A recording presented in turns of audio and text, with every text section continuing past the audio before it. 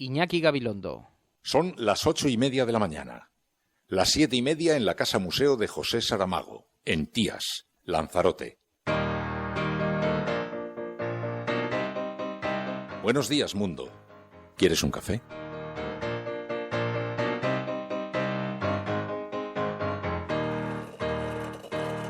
We were sailing on waves of silver. There were echoes in the wind. When we raised our sails to capture them, the ship was lifted up and then we sang.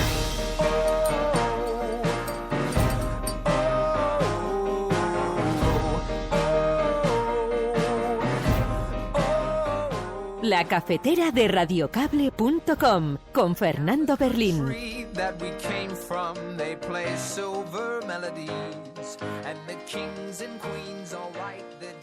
Es que el terrorismo yihadista es probablemente la mayor amenaza que el mundo ha visto desde la Segunda Guerra Mundial.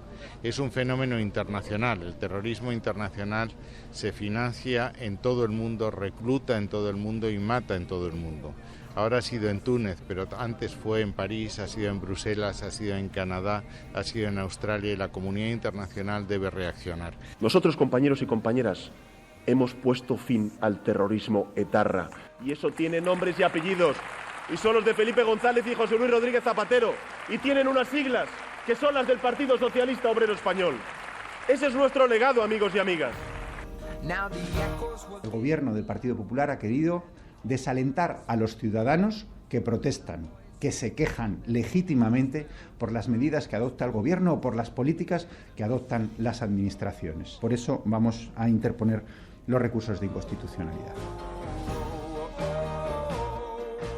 El debate ha sido muy rico, muy libre, muy crítico, como corresponde. La crítica y la autocrítica es propio de la democracia y, por tanto, aquí ha habido un debate crítico y democrático. Los compañeros y compañeras, y en la votación final, que como seguramente ustedes ya lo saben, pero se lo digo por si no lo saben, el resultado ha sido en votación secreta. El resultado ha sido 82 votos a favor, 38 votos en contra, 2 abstenciones y 1 voto nulo. Bueno, nada, decir que hemos perdido los que considerábamos que era necesario hacer un cambio en profundidad en el partido. Yo creo que en cualquier lugar y en cualquier empresa un CEO o un comité de dirección que obtiene los resultados que se han obtenido en estas elecciones andaluzas llevaría a cabo una asunción de responsabilidades. No es así y hoy me voy un poquito triste y espero que consideréis normal que no hable mucho más porque me preocupa la situación del partido. Gracias.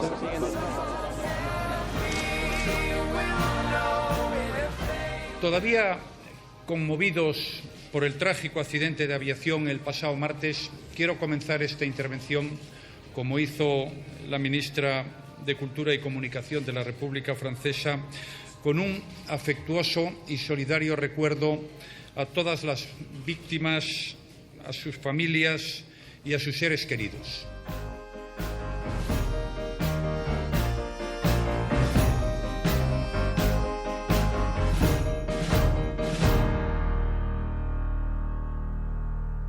Si uno mira quién tiene el poder mediático en el mundo, pues son unas 6 o 7 personas las que dominan de una manera enorme todo lo que es no solo la información sesgada, que esta es otra cosa de la que tendríamos que empezar a protestar.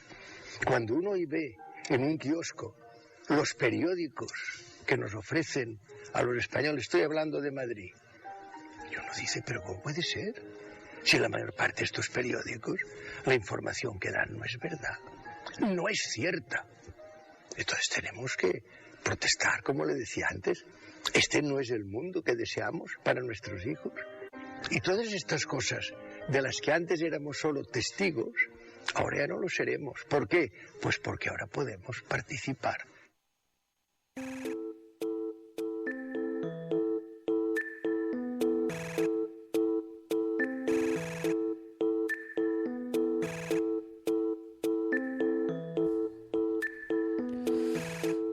Saludos, muy buenos días, bienvenidos a la cafetera. Sabéis que este es el lugar donde nos reunimos cada mañana con los periódicos junto a unas tazas de café para tratar de explicar qué es lo que está ocurriendo a nuestro alrededor. Y saludamos primero, como siempre, eso sí, a quienes se incorporan en diferido a cualquier hora a este programa, vía podcast, por iTunes, por radiocable.com, por Spreaker, por iVoox, por YouTube y, cómo no, también a quienes se incorporan en directo y que componen nuestro focus group, nuestro CIS particular con el que tomamos la temperatura a la ciudadanía. Monse Merino, Daniel Riquelme, Tito Stop Tip, Virginia Rodríguez, Rojo Cabreado, Nacho, Javier Crae, Cora, Hardy Useful, Celemín, Sonia Ballesteros, Emma Casanova, Elin Urse, Monse Merino, Charo Chamizo. En fin, cada vez son más personas. José Manuel Martínez, Enrique Quesada, Gracia Moreno, Gonzalo Ayuso, Sergio Vinuesa, Filomática, María Jesús, Martequilla. Intento leer por lo menos el mayor número de personas porque es verdad que este programa lo conformáis vosotros, lo hacéis vosotros cada mañana. Y por eso, antes de que comencemos, me gustaría detenerme un segundo en un aspecto. El pasado viernes 27 de marzo tuve una revelación. Lo digo en serio, tuve una iluminación. Porque Menudo Tiarro envió un mensaje mientras estábamos haciendo el programa en el que decía: Fernando, de vez en cuando a ver si discutes con los resistentes, que se te empieza a olvidar. Y apuntó, sin saberlo, a uno de los secretos mejor guardados de la radio, que es la comunicación. Y entonces me pregunté: ¿tú para quién estás hablando? O mejor dicho, ¿con quién estás hablando? Me pregunté a mí mismo. Y te lo digo de verdad, Menudo Tiarro, que es una de las reflexiones más interesantes que he escuchado, y es verdad, te lo agradezco muchísimo, y voy a tratar de estar más cuidadoso, porque es verdad que con frecuencia se establece una comunicación directamente con los autores de los mensajes, y creo que eso enriquece muchísimo el programa. Pero revelaciones al margen, hay otro asunto que me gustaría tocar, que es el del foco del programa. No me gustó lo que ocurrió durante el mismo cuando la red se llenó de insultos a nuestro invitado. Estaba invitado Felipe González y el timeline se convirtió durante todo el programa e incluso durante parte del fin de semana en una suerte de patíbulo. Nada que reprochar a la crítica, estaría bueno. Pero creo que podemos avanzar un poco en el estilo. Yo amo la discrepancia, siempre que se haga desde la educación, y sobre todo admiro las críticas cuando son inteligentes. Y hay gente que es capaz de hundir a una persona sin utilizar un solo insulto. Ese es un reproche que yo tengo que devolver después de algunos de los insultos recibidos. Y luego en iVoox hay una persona que hizo una crítica muy dura al programa. Las hace con cierta frecuencia. No me importa porque además es natural y llevo desde los 16 años trabajando en esto, tengo casi 40, así que sé perfectamente en qué consiste y es natural y creo que eso enriquece, siempre se aprende mucho. Pero me veo obligado también a dejar claro unos principios sobre este programa. Yo no estoy para polemizar con nadie, y mucho menos con un entrevistado. Estoy para preguntar. Luego ya cada invitado se retratará a sí mismo como pueda. Creo que la audiencia es lo suficientemente inteligente como para saber disociar entre una respuesta y lo que quiere decir, ¿no? Lo digo porque, además, observo una suerte de confusión sobre la naturaleza de nuestra definición. Que nos hagamos llamar la resistencia no significa que nuestro cometido sea el de la confrontación abierta, sino que nos estamos resistiendo a hacer un tipo de periodismo, que es un tipo de periodismo que se está dando en muchos medios, cada vez más por desgracia, que es el que expulsa al discrepante. Y este programa da cabida a los discrepantes, a los expulsados de esos grandes medios. Por eso Podemos, o Equo, o Izquierda Unida, o los movimientos sociales, las pequeñas plataformas ciudadanas, ocupan aquí bastante espacio. Pero eso no significa que cerremos la puerta a personajes que son personajes de enorme relevancia, que efectivamente están dentro del mainstream, que están muy pegados a la actualidad, pero sería un error, porque este es un programa de información de lo que ocurre a nuestro alrededor. Y difícilmente creo que sería un enorme error consentir que eso dejase de suceder.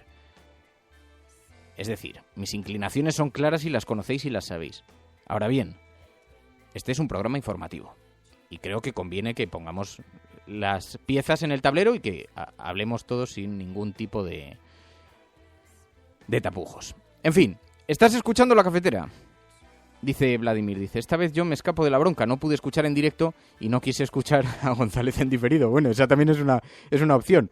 También es verdad que yo prefiero que haya críticas, y me gustan las críticas, y lo digo de verdad. Rojo Cabreado dice, pues anda, que empiezas criticando los insultos a Felipe González hoy que viene Esperanza Aguirre. Pues hoy, bueno, cada cual sabrá lo que tenga que decir y lo dirá como quiera. La red es libre y estaría bueno, ¿no? Pero yo agradezco las críticas cuando son inteligentes. Porque sé el esfuerzo que conllevan. Yo no sé hacerlas. Hay gente que es absolutamente brillante haciendo una crítica, afinando una crítica. A mí me cuesta mucho. Yo soy más del disparo fácil. Pero en fin. Y efectivamente, hoy hablaremos con Esperanza Aguirre. Pero que esto tampoco sirva para que os quedéis atrincherados en silencio. No, se trata de que todos participemos en el programa y con la mejor de las disposiciones. Bueno, estás escuchando La Cafetera. Si lo estás haciendo, no estás solo.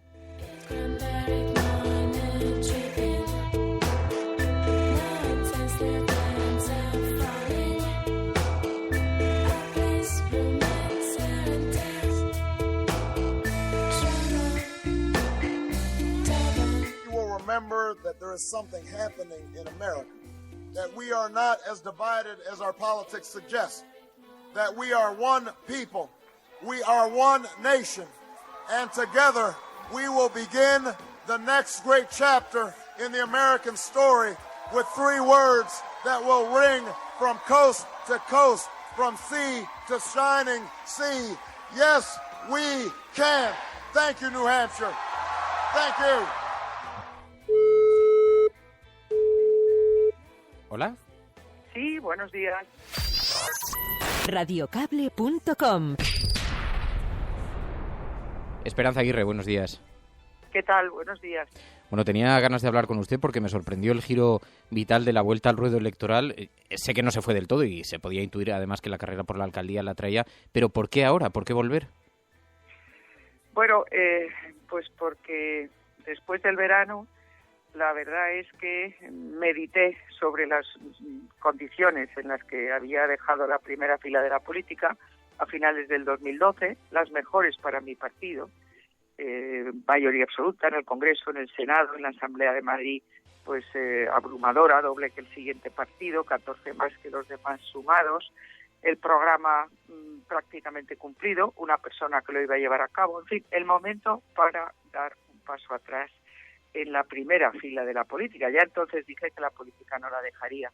Y sin embargo, este otoño, pues la situación política de España me empezó a preocupar, y a medida que iba viendo las encuestas que el periódico El País publicaba, en las que la primera fuerza política en España era Podemos, pues empecé a pensar que quizá no era el momento de que alguien que ha dedicado 30 años al servicio público se pusiera de perfil, y por eso pues decidí ofrecerme a mi partido por si podía ser útil para algún puesto, y ellos han decidido que podía ser la candidata para la alcaldía de Madrid, y eso pues me ha llenado sin duda de orgullo.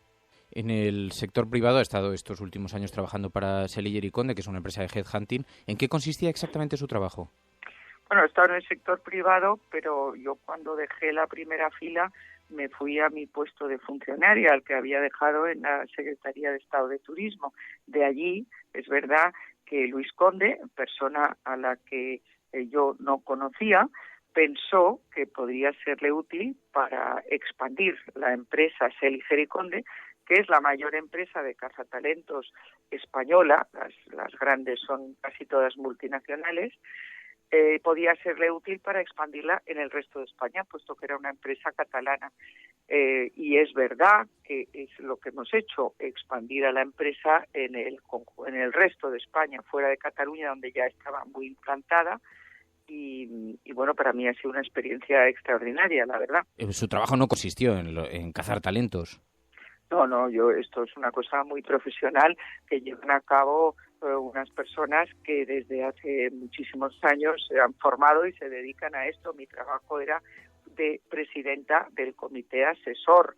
Si pensábamos que había que expandirse en un determinado territorio o en un determinado sector, eso era lo que hacíamos, pero yo no he seleccionado personal. ¿Sus honorarios a cuánto ascendían en Selliger & Conde?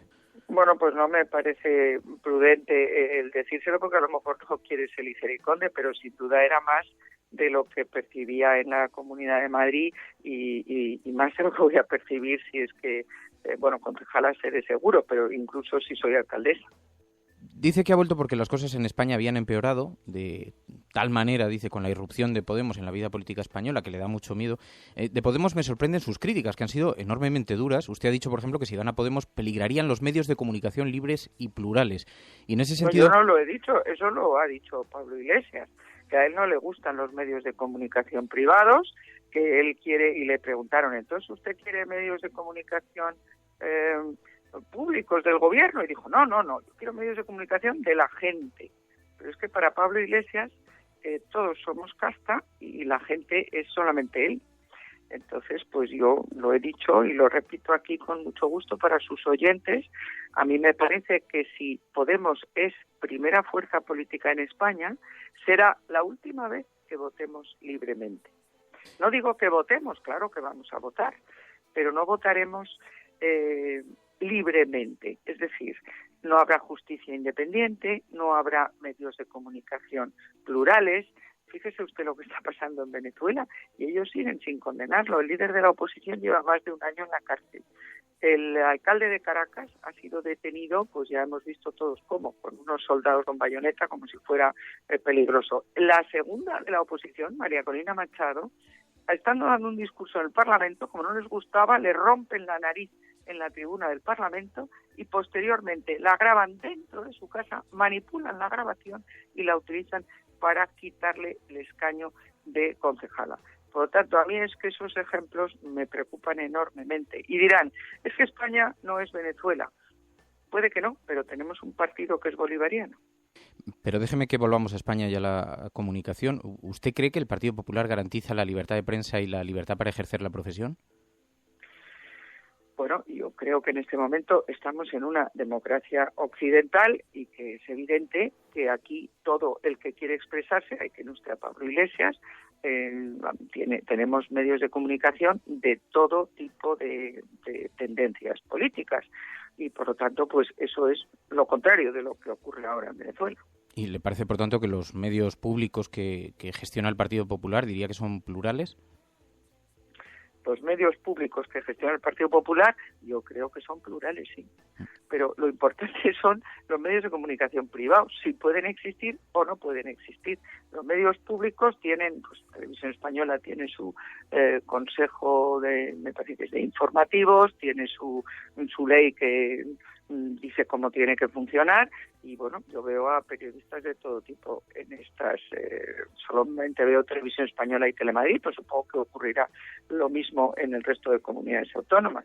Es verdad que en las comunidades autónomas en las que gobiernan los nacionalistas, sobre todo en Cataluña, pues hay una fuerte tendencia en los medios de comunicación públicos hacia la postura antes muy nacionalista, hoy secesionista de ese gobierno, pero también le puedo decir que en TV3 he estado yo el otro día, que no soy precisamente separatista. No, le preguntaba por el Partido Popular en todo caso, pero es verdad que usted siempre habla abiertamente, incluso en asuntos que son polémicos. Ayer me sorprendió en la Vanguardia, que causó bastante revuelo, cómo dijo que pedir el voto contra el Estatut, como hizo el Partido Popular, pudo ser un error. Y no me quedó claro en qué estaba pensando, si en la recogida de firmas, en el voto, en oponerse al propio Estatut.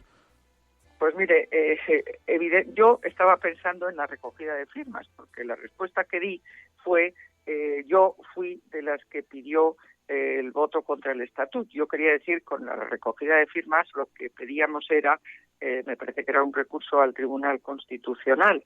Han pasado ya 9 años y posiblemente no me expresé bien, pero yo a lo que me refería era la recogida de firmas. Luego dije, yo no me gustaba nada el Estatut, dije que era algo tan intervencionista o más que lo eran las constituciones de los países absolutamente, en fin, intervencionistas y comunistas, y que no quiero decir con esto que el Estatuto fuera comunista, digo que es que se metía en todos los aspectos de la vida de los catalanes, hasta prácticamente cómo tenían que divertirse, que entretenerse, etcétera.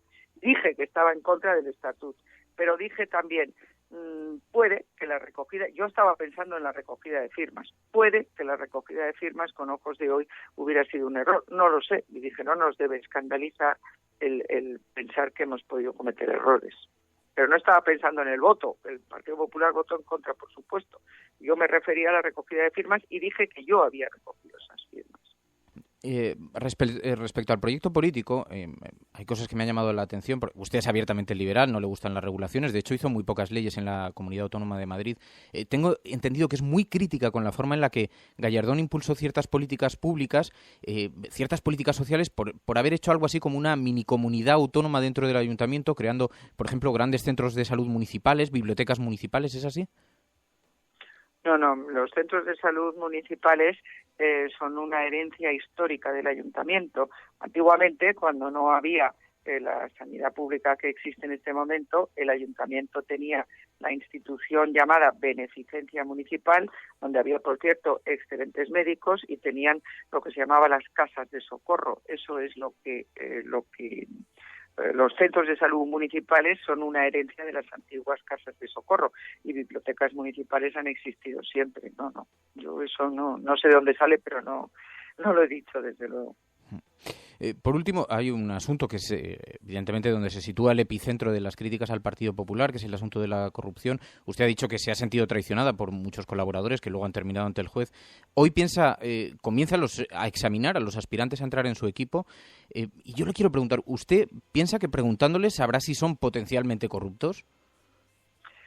Bueno, mire, yo lo que creo es que en todos los países, también en España, se hacen estas audiencias que en el fondo se trata de someter al escrutinio público, a la luz pública y a la transparencia, la vida, la formación y las dedicaciones de los candidatos. Con eso no vamos a evitar totalmente la corrupción. Necesitamos muchas más medidas preventivas. Yo ya he hablado de que los bancos tienen un departamento que cada día tiene más importancia dentro de la banca, que es el de compliance, que podríamos traducir por cumplimiento normativo, y que algo de eso hay que poner en el ayuntamiento.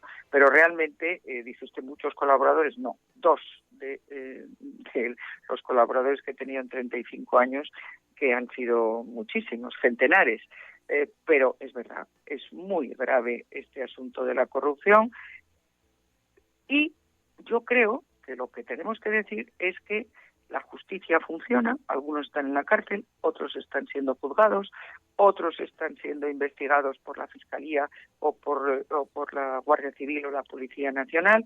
Lo importante es que funcione la justicia, que es de lo que yo me quejo en el modelo de Podemos. ¿Dónde está en Venezuela el procesamiento a esos ministros de Chávez que tienen cientos de millones en Andorra y en Suiza?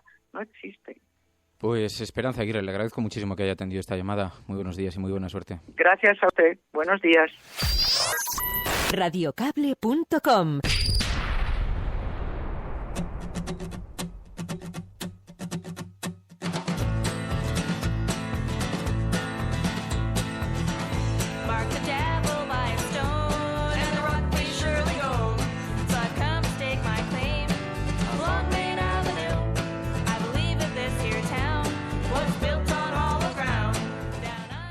Bueno, pues que empiece la fiesta, que ya os estoy leyendo los mensajes. Dice Javier Crae, dice, muchos colaboradores. No, 2.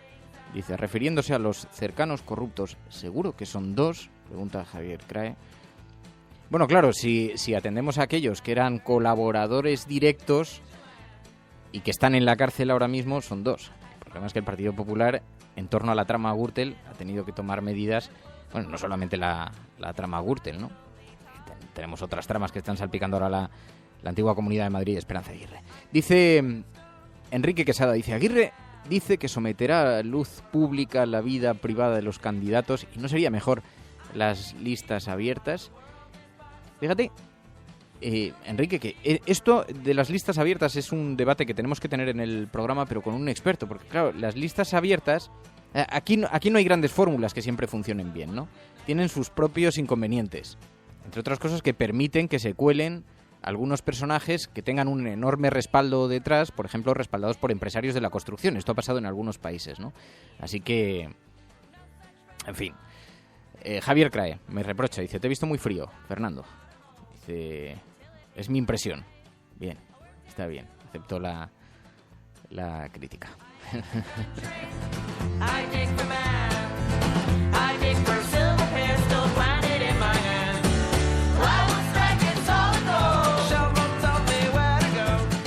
No, es verdad, y lo que decía al principio Javier, yo creo profundamente, de verdad, además en esto hay muchos estilos, muchas formas, y desde luego hay días que uno se levanta de una manera y otro de otra, y que una entrevista se puede torcer y puede terminar como el Rosario de la Aurora. Esto sucede y bueno, todos tenemos nuestros días, ¿no? Pero yo creo que es conveniente, y esto pasa muchas veces, a veces no hay que añadirle mucho ni a las declaraciones de alguien ni a un titular, porque hablan tan por sí solos. A veces es innecesario añadir calificativos, porque los propios entrevistados se retratan a sí mismos. Yo creo que la gente es mucho más inteligente de lo que... Otra cosa es que, es verdad, y estoy convencido además que hay formatos muy adecuados y que habrá quien lo pida en algunas ocasiones, que diga, Fernando, deberías hacer escarnio. No es el objeto de este programa, ni es la parte que más... Otra cosa es que pueda suceder durante una entrevista, que de pronto se produzca un choque o incluso durante una tertulia. Pero, de verdad, cuando lo digo, no es una postura pública. Es que lo pienso de verdad. Me suceden las tertulias. Yo siempre he dicho, yo me apasiono durante una tertulia. Lo que me niego es a entrar apasionado por guión. Eso me niego. Es decir, yo creo en la política, me gusta la política, me apasiona la política, y eso produce que a menudo cuando estás con amigos o delante de una cámara de televisión y estás debatiendo, la cosa termine desmandada. Termine subiendo el tono, pasa en cualquier bar y pasa también en un plato de televisión. Eso sí, lo que me niego es a que eso vaya prescrito en un guión. Yo no respondo a los intereses de nadie por intereses de audiencia. O sea, si la cosa va en una dirección es porque sucede en esa dirección, ¿no? Y hay preguntas que pueden parecer muy incómodas y se pueden formular con un tono normal. Hay otras preguntas que son muy cómodas y que si las pronuncias en un tono duro, pues resulta que parecen incómodas, ¿no? Pero creo que todo queda perfectamente retratado. Bueno, en todo caso, estás escuchando La Cafetera, y si lo estás haciendo, no estás solo. Sal allí, cuéntalo, explícales dónde nos juntamos, dónde nos reunimos, quiénes somos y qué es lo que estamos haciendo aquí. Lo digo para que luego ya se sume más gente a nuestra pequeña, gran revolución ética. Tu colaboración es importante. Ayúdanos retuiteando la dirección de este programa. Hagamos que se nos oiga. Hagamos que se nos conozca. Radiocable.com.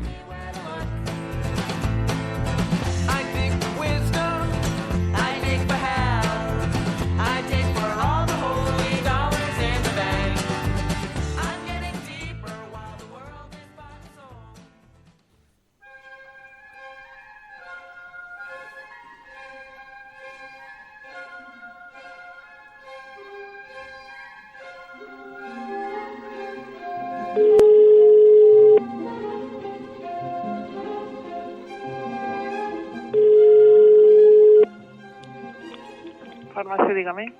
Buenos días, mire, soy Fernando Berlín, de La Cafetera. Su conciencia, perdón, ¿es verdad que ustedes no venden preservativos? Pues sí. Por razones morales. Sí. Pero esto es legal, ustedes son una farmacia. Uh-huh.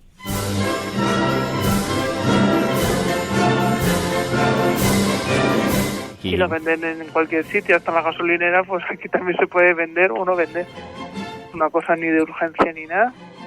Bueno, eso depende, yo le podría contar a él. Me dice que es estrictamente por razones morales. Uh-huh.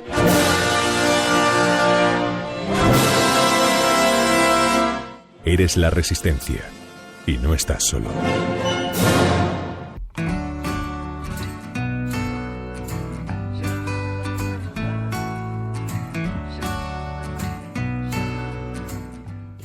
Sí, que la resistencia es ética. No es la forma, es el fondo. La llamada es real. Sabéis que en España y en Madrid hay farmacias, esta llamada desde hace 15 o 20 días, hay farmacias que no venden preservativos por razones éticas, por razones morales, por una cuestión ideológica, que digo yo. ¿Y si un médico decide no hacer una transfusión sanguínea por una cuestión moral?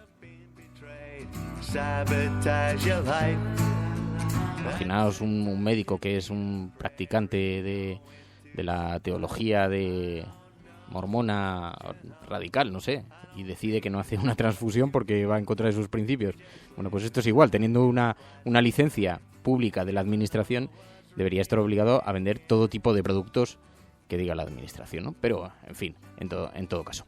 Bueno, vamos a ver las portadas de los periódicos porque hoy precisamente habla de la política de comunicación del Partido Popular. Está en la portada del periódico El País. Dirigentes del PP critican la política de comunicación elegida por Rajoy. Dice, insatisfacción dentro del partido por la elección de los portavoces. Dice, tras el fracaso de las autonómicas andaluzas, cada vez son más las voces críticas dentro del Partido Popular que creen que la política de comunicación del presidente Mariano Rajoy les lleva a una serie de derrotas encadenadas en este año electoral, dice el periódico El País. También, los países árabes crean una OTAN contra el creciente poder de Irán. Unos 40.000 soldados actuará cuando lo pida un Estado miembro, dice el periódico El País. Y luego un asunto menor, relativamente pequeño, en el faldón inferior, que dice: juguetes online que controlan a sus hijos. Polémica por una nueva generación de muñecos que conectan a Internet y, entre otras cosas, envían datos a la red.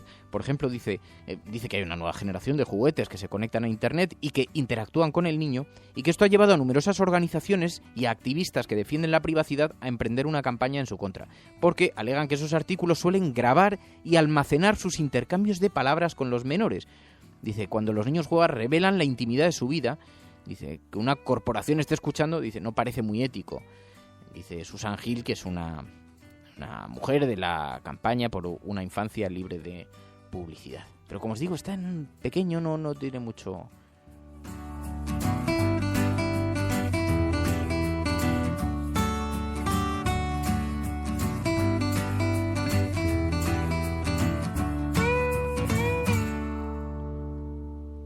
Me dice, no te líes, Fernando. Dice, basta que... Me dice Balfrin, basta con que el médico sea testigo de Jehová para que no quiera hacer una transfusión. Sí, es un poco a lo que me refería, ¿no? Sobre todo cuando en sectores en los que depende de la administración debería ser especialmente vigilante con el cumplimiento de las normas, ¿no?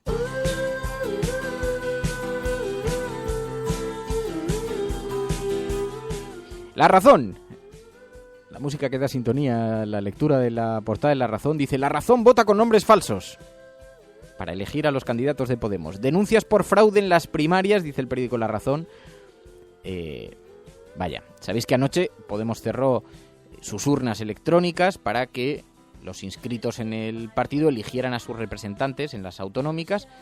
Y dice La Razón, tanto dentro como fuera del partido se ha criticado el sistema de votación, ya que permite participar a personas inexistentes con DNIs falsos. La Razón pudo comprobarlo, ya que votó 3 veces en las primarias de Madrid y de La Rioja.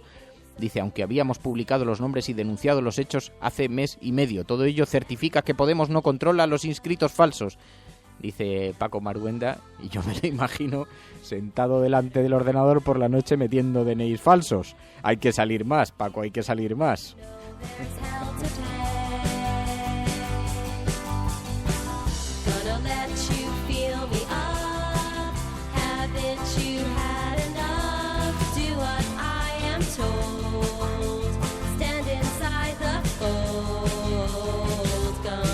Sí, me pide ecológicos, podecológicos, dice, me mereces todo el respeto del mundo, Fernando, pero dice, ¿recuerdas a oyentes la diana de la censura? No, censura ninguna. Lo que recuerdo es la necesidad de afinar en la crítica, de perfeccionar el sistema de crítica, de mejorar el sistema de crítica. Eso es lo que a mí me parece fundamental. Y me recuerda el caso de Jesús Cintora. Y efectivamente no lo voy a dejar pasar, y mucho menos en un día como hoy.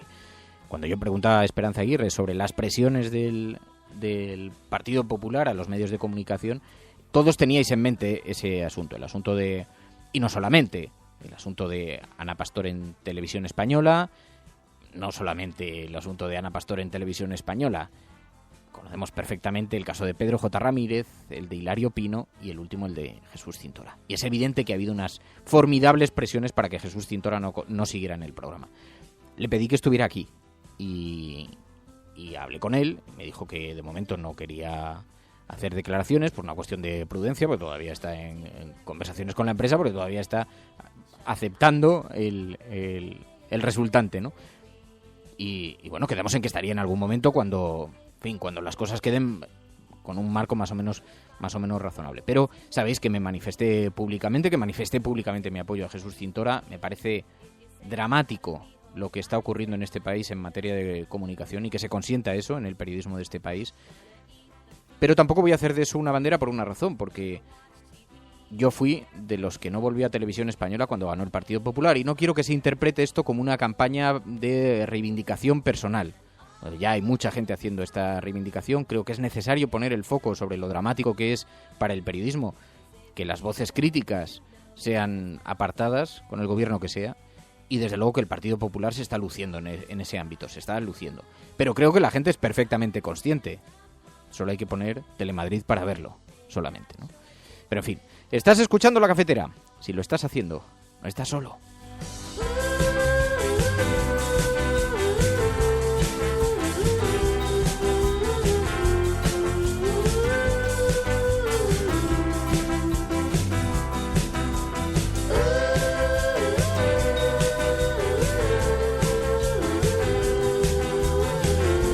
El periódico El Mundo dice: anticorrupción, Banco Madrid tenía estructura para blanqueo, disponía de una fachada en dinero A y a la vez daba facilidades a sus clientes VIP para ocultar el dinero a Hacienda. La Fiscalía va a examinar a todos los que tenían cuentas y a las empresas que, como Duro Felguera, pagaron comisiones a jefes chavistas, según adelantó el periódico El Mundo. Dice: por primera vez en 15 años Venezuela va a investigar un caso de corrupción del chavismo, dice también este periódico. Y Lubitsch, el copiloto del avión siniestrado, dice: tomaba antipsicóticos para paliar su trastorno de ansiedad. Esto me... Aquí, además, también hemos tenido la oportunidad de hablarlo y me gustó mucho algún comentario que hacía Virginia y Mamen Páez en Twitter y en el chat de Spreaker. Y me interesaba, es verdad. Yo primero creo que con las enfermedades mentales hay una asociación que además siempre, cada vez que sucede un acontecimiento de esta naturaleza, pone la advertencia, avisa a los medios de comunicación de que mucho ojo, cuidado con la forma en la que se tratan las enfermedades mentales, ¿no? Y me parece enormemente precipitado lo que se está haciendo con el caso del copiloto. No digo que no resulte de estas pruebas, que no resulte que la tragedia haya sido producto de una situación de esta naturaleza, pero creo que las informaciones que se han publicado son absolutamente precipitadas, habida cuenta de que se tienen muy pocos datos, que los únicos datos realmente sólidos de este asunto lo constituye la grabación de la caja negra, la grabación de la cabina, y solamente se conoce una de las cajas negras, porque falta la otra, la de los datos, ¿no?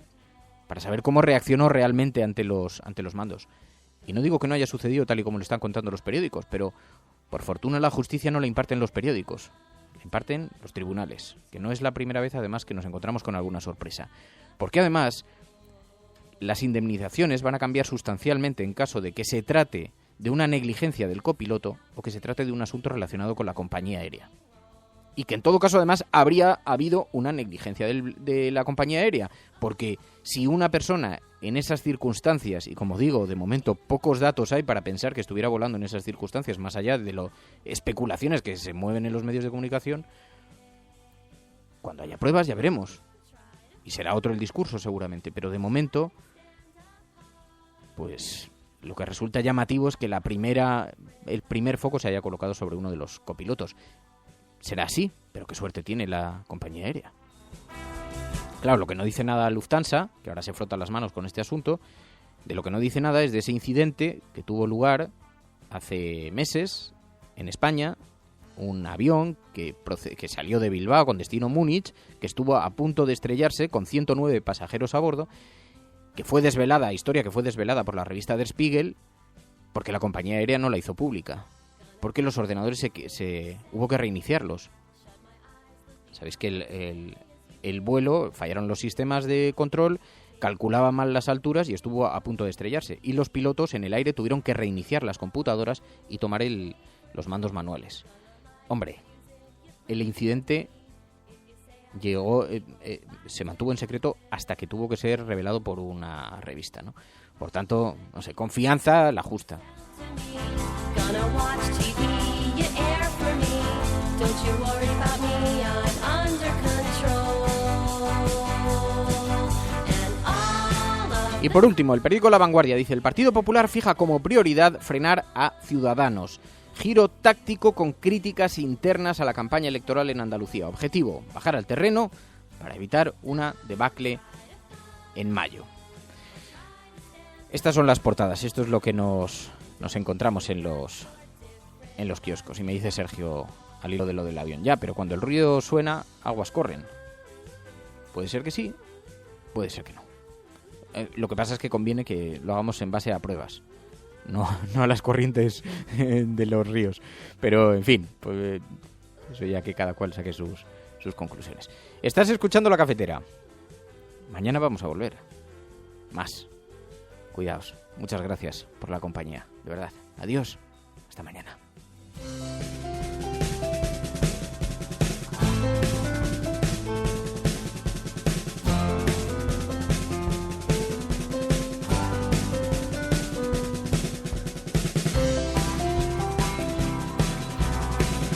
Se o que se ha dicho é realmente interessante, entonces que se valore,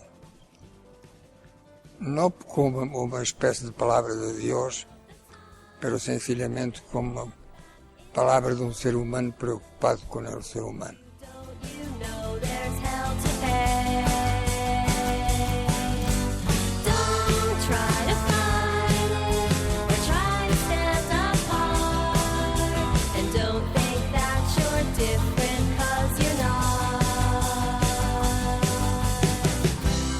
Do everything you say. Shut my eyes, look the other way as you blatantly take my life away from me.